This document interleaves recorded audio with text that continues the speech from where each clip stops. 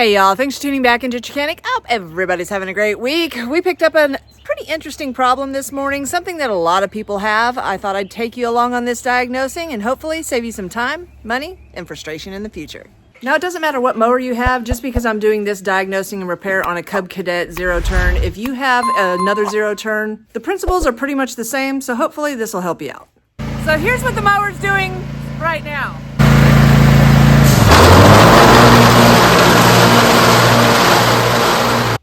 That sounds terrible. So what's going on here? Why is it making that terrible sound? Well, the customer said that all he did was change his blades out, that everything was working fine before he decided to put some new blades on.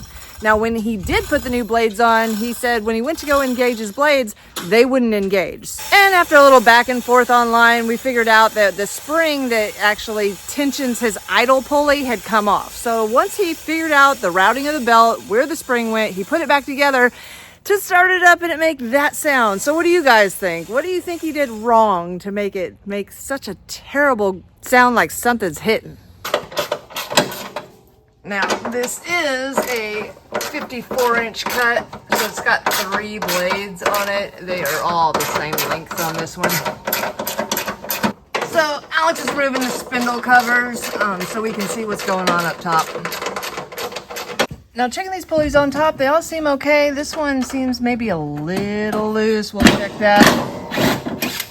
Alex is going to go ahead and remove the blades, make sure there's still stars on those spindle shafts.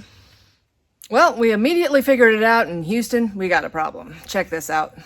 Now, for years and years and years, the Cub Cadet stuff made by MTD, they all had this 6-star design on there, which we thought wasn't a good design because the old ones lasted forever. These 6 stars, they would blow out all the time. They'd get a little boogered up. You'd have to, Dremel the edges to get your blade to go back on. But now we're finding the new design really is terrible. Cub Cadets now have this S design, and I want you to look at this. Now, he just put these blades on, okay? The paint's come off, but the actual first edge on them, that's the one that hits towards the chute side. You can see it hits more stuff than the other ones, but I want you to take a look at these centers here. Notice one is different than the others. See how it's been spinning around, rubbing against something? That's because he didn't get this back on his S-shaped adapter. Let's take a look underneath. Okay, so this is that S design. That's what we call it, S design. And you can see when he put his blades on, he didn't put them back in the correct position. There's a little bit, looks like is worn cockeyed. I don't know about that. I'm gonna have to look at a newer one, but there is a little chunk here where it obviously hit, but not much is missing.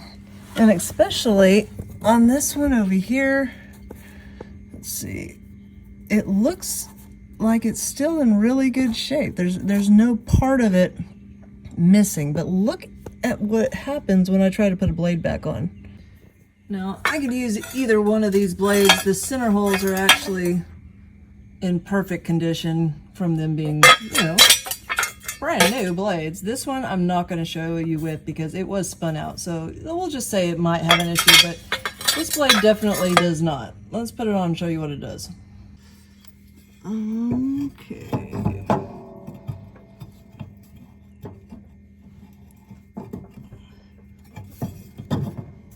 Alright, we're on there.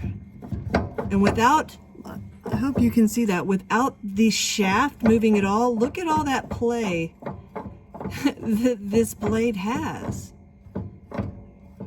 That's nuts. Why is there that much play? Before you even put your, washer and nut on to hold it in place, it should still be a little snugger than that. I mean, I don't like it. So this was the previous design, the 6-star. This is a brand new one here. I'm gonna put the blade on and look at how snug that is. I mean, it's not moving at all, okay? Snug as a bug in a rug. Thought it was a bad design. Now it's a much better design than the new design. So with the blades off, we're going to take it back outside, run it, and see if that sound clears up. So essentially on these ones, you can see both on this one, See that and that and this right here? These two were both mounted and tightened down in the wrong position. This one was slightly loose and spun out while the nut and washer were on it.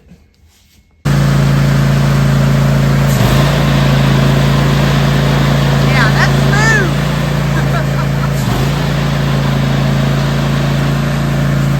smooth. Yeah, so the belts and pulleys are just fine. It was definitely those blades. Let's put them back on and see if we can get them down tight enough to not make that terrible sound. And you can see on the other side, he had his washers here. Look at how offset he had that washer. So definitely was in the wrong position.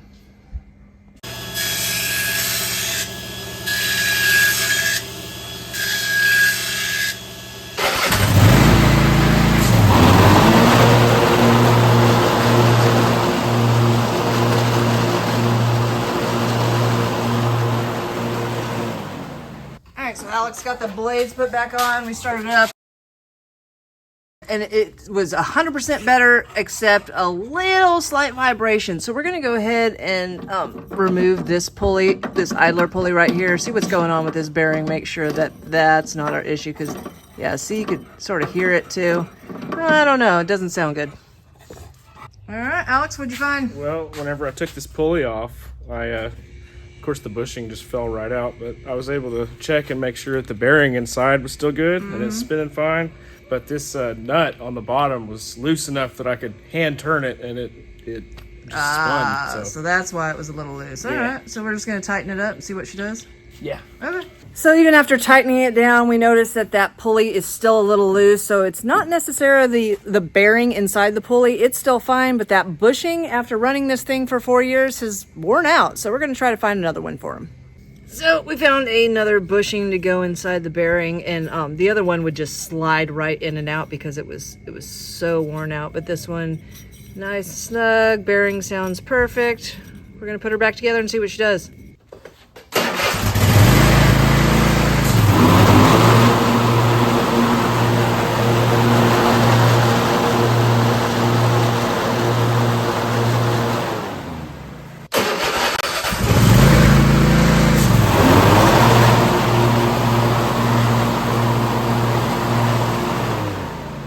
We're not done just yet. Our buddy's got one more issue. Let me show you. So his chute is super broke. We just started taking it apart here. We're gonna plastic weld it back together because this thing is about $70. So she sounds pretty good. There's zero vibration while the deck is running. The blades are on correctly now. The idler pulley is not flopping all over the place. So he should be good to go on that front.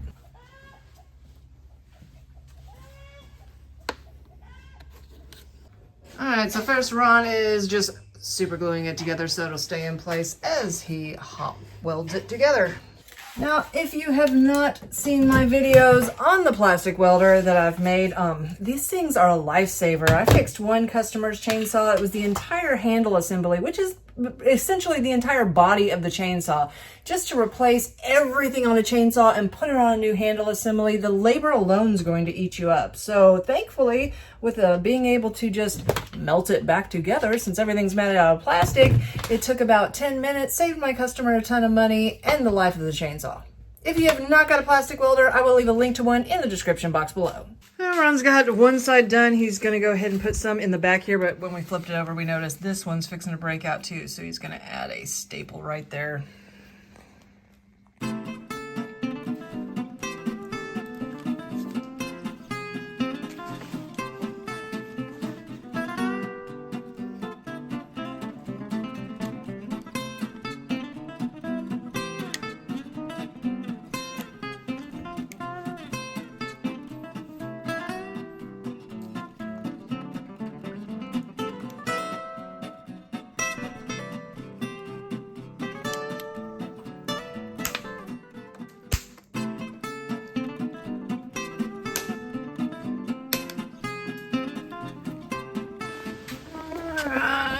Got it all put back together. Now she's returning back down into the position she's supposed to be. Let's turn her back on, make sure there's no vibration, no weird sounds, and that the chute ain't flying all over the place.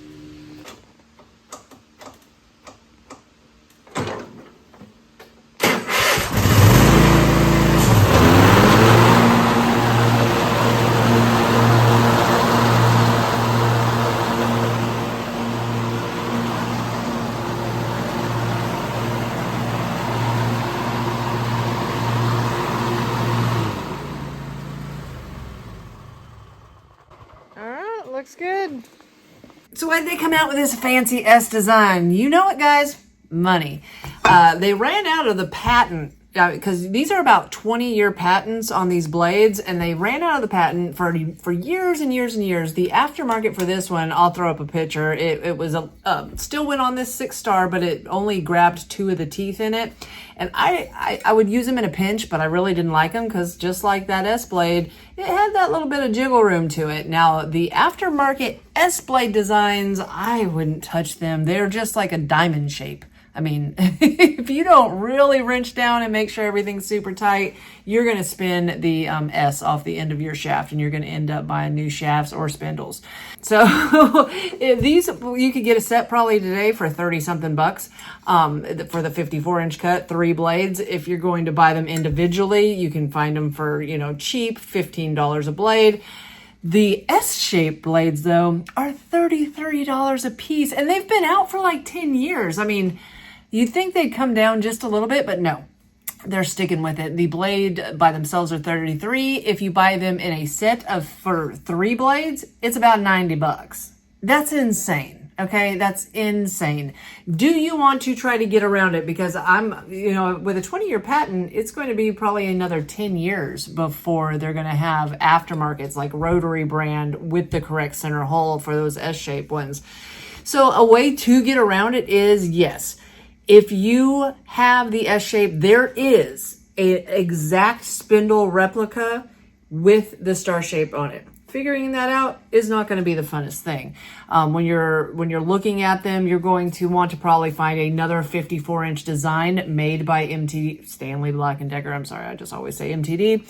You're going to want to make sure that the shaft coming out from the base to the pulley is the same length, that the pulley's the same size, that the length from where it mounts to your deck to where the blade attaches on it is the same size. There's a lot to look at. Thankfully, there's some super cheap ones on Amazon if you just want to go experimenting, and you can return them if you want. There's just too many different models for me to tell you, oh, this is what will work to replace your S-blade. But yes, that is a possibility if you want to go down that route. Well, guys, that's it. Hopefully watching the guys diagnose and repair one today will save you some time, money, and frustration in the future. And don't forget, Father's Day is coming up, and if you're having a hard time finding the perfect present, I made you a list. I will leave a link in the description box below. If you find yourself coming back over and over again, think about hitting that subscribe button. And if you ain't tired of me yet, check this video out right here.